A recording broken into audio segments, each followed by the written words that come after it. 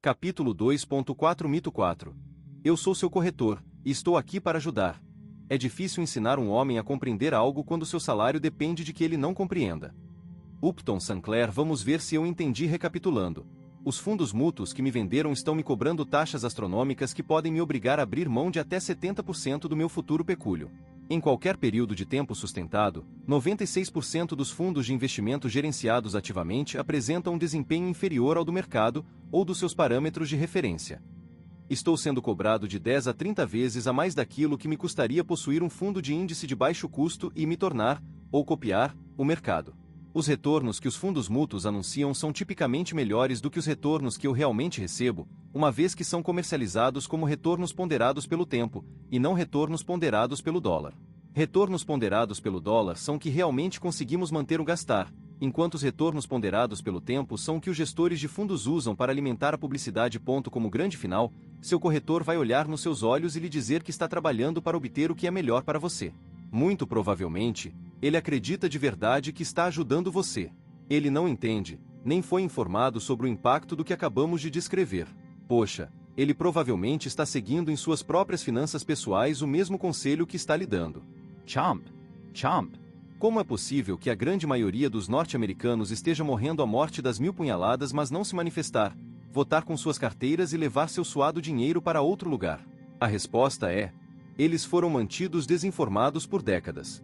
A maioria das pessoas com quem converso suspeita profundamente da indústria de serviços financeiros como um todo e de seu desejo de ajudar você a ser bem-sucedido. Elas já se queimaram antes. No entanto, em face de uma constante barreira de informações conflitantes e ao exagero do marketing, elas rapidamente se sentiram sobrecarregadas. Isso para não mencionar as exigências da vida diária. Muitas colocaram suas vidas financeiras no piloto automático e aceitaram ser parte do rebanho.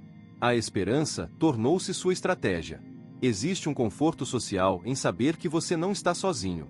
Isso me lembra de assistir ao Discovery Channel e aos gnus se aproximando cautelosamente da água infestada de crocodilos para tomar um gole d'água apenas alguns minutos depois de os maxilares de um crocodilo terem agarrado um amigo deles. O animal é estúpido? Não. O animal sabe que, sem água, vai morrer no infernal sol africano, de modo que assume um risco calculado. A maioria de nós sente as coisas da mesma forma. Sabemos que não podemos nos sentar no acostamento, à beira da margem do rio, porque a inflação vai nos destruir se nos sentarmos sobre nosso dinheiro. Assim, secundados por nossos vizinhos e colegas, percorremos o caminho até a água tremendo de medo, e, quando menos esperamos, chomp, uma segunda-feira negra. Uma bolha.com. Outro 2008.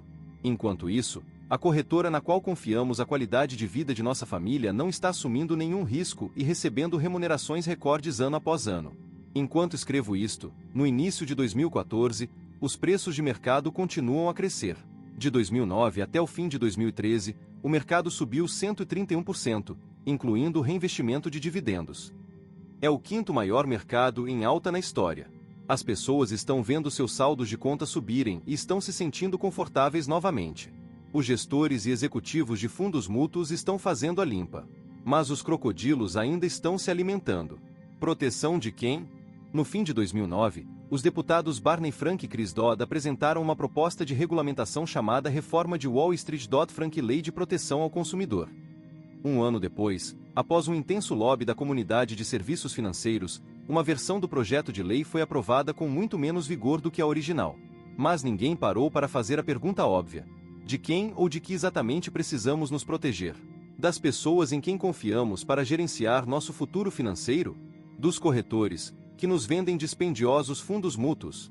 Dos próprios gestores, que recorrem a jogos legais, porém obscuros, para encher seus bolsos? Dos investidores de alta frequência, que estão correndo na frente do mercado e conquistando milhões, um centavo de cada vez? Apenas nos últimos 2 anos, temos visto comerciantes desonestos causando bilhões de perdas para os bancos. Grandes empresas como a MF Global se apropriando indevidamente de fundos de clientes e, em última instância, declaram falência. Iniciados expondo as crenças de um dos maiores fundos de cobertura do mundo. E os comerciantes bancários processados criminalmente por manipulação do LIBOR, London Interbank Offered Rates, o parâmetro de referência mais utilizado no mundo para as taxas de juros de curto prazo. O cozinheiro não prova de sua própria comida. Continuamente, aqueles do tipo façam o que eu digo, não façam o que eu faço nos empurram coisas e nos influenciam. Em um sério estudo de 2009 divulgado pela Morningstar, no rastreamento de mais de 4.300 fundos mútuos ativamente gerenciados, constatou-se que 49% dos gestores não possuíam ações do fundo que administravam. É isso mesmo. O cozinheiro não prova de sua própria comida. Dos 51% restantes, a maioria possui um montante simbólico de seus fundos quando comparado com sua remuneração e patrimônio líquido total. Lembre-se, esses caras ganham milhões, às vezes dezenas de milhões, por suas habilidades. 2.126 não possuem ações do fundo que administram. 159 gestores investiram entre 1 e 10 mil dólares em seu próprio fundo. 393 gestores investiram entre 10 mil e 1 e 50 mil dólares. 285 gestores investiram entre 50 mil e 1 e 100 mil dólares. 679 gestores investiram entre 100 mil e 1 e 500 mil dólares.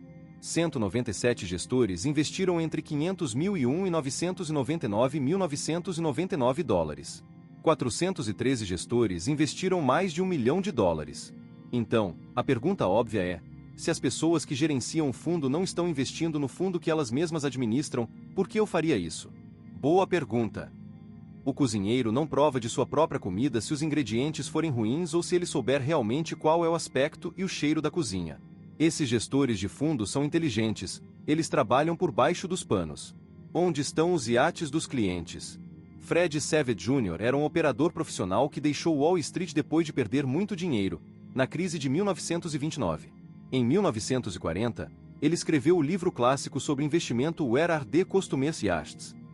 A piada implícita no título foi repetida de muitas maneiras diferentes ao longo dos anos, mas, na versão de Savage, um bem-sucedido corretor de Wall Street chamado William Travers está admirando os muitos e belos iates em suas férias em Newport, Rhode Island. Cada iate sobre o qual ele pergunta pertence a um corretor, banqueiro ou operador. Ele pergunta: onde estão os iates dos clientes? Quase 75 anos se passaram desde que essa história foi publicada pela primeira vez, mas poderia ter sido escrita ontem. Em quem confiar todos nós vimos numerosas variações do mesmo comercial. O marido e a esposa, parecendo preocupados, sentam-se à mesa diante de seu consultor financeiro. Com a sabedoria de um avô e o aspecto de um homem que vem resistindo a muitas tempestades, o ator contratado garante que, com a ajuda dele, o casal vai ficar bem. Não se preocupem. Nós damos cobertura. Vamos colocar os seus filhos na faculdade. Vamos conseguir aquele veleiro para vocês. Vamos conseguir aquela casa de temporada. A insinuação é alta e clara. Seus objetivos são nossos objetivos. Estamos aqui para ajudar.